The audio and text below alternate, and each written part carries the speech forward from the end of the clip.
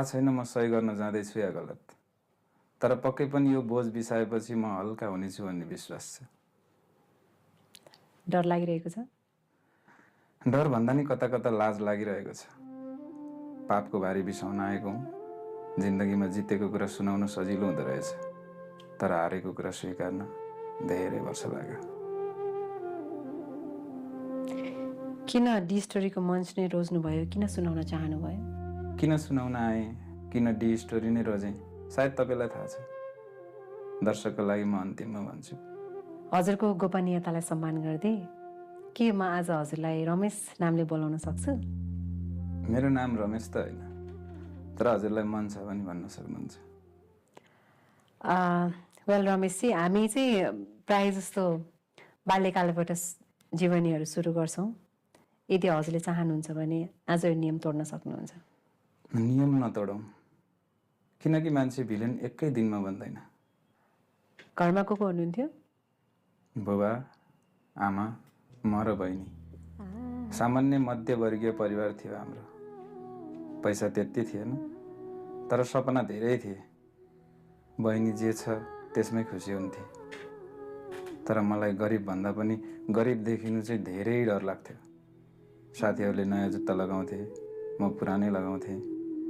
त्यति बेलादेखि नै मैले मनमनै कसम खाएको थिएँ, एक दिन एकदमै धेरै पैसा कमाउँछु। बाल्यकालमा रमेशलाई सबैभन्दा धेरै के मन पर्थ्यो? मलाई दुईवटा कुरा असाध्यै मन पर्थ्यो। एउटा पैसा गर्न, अर्को मानिसको तारिफ सुन्न। तारिफ भन्नाले? तारिफ भन्नाले कसैले रमेश कति राम्रो छोरो भनिदियो भने म दिनभरि खुसी हुन्थेँ।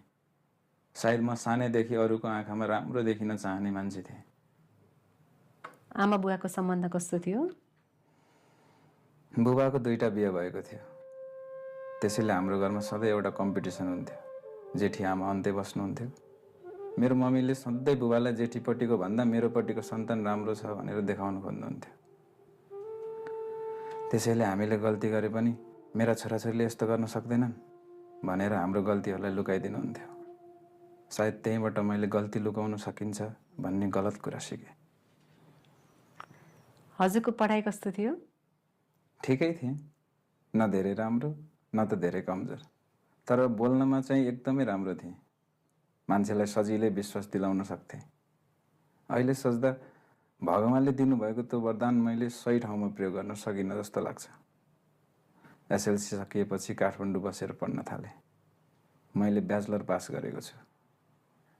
अनि ब्याचलर पास गर्ने बेलासम्म प्रेम भन्ने कुरा चाहिँ जिन्दगीमा आएको थियो कि थिएन?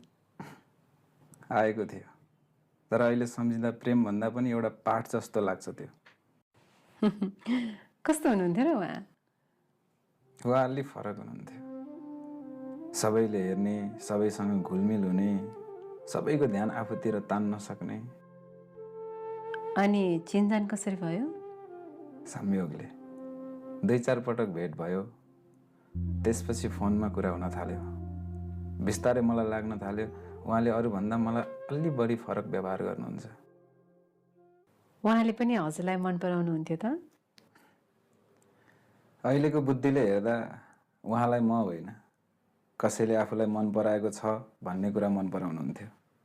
उहाँको एउटा बानी थियो, एक दिन यति धेरै माया देखाउनुहुन्थ्यो कि संसारमा म मात्रै छु जस्तो लाग्थ्यो। अनि अर्को दिन फोनै उठ्थेन, म्यासेजको जवाफै आउँथेन। 2-3 दिन त म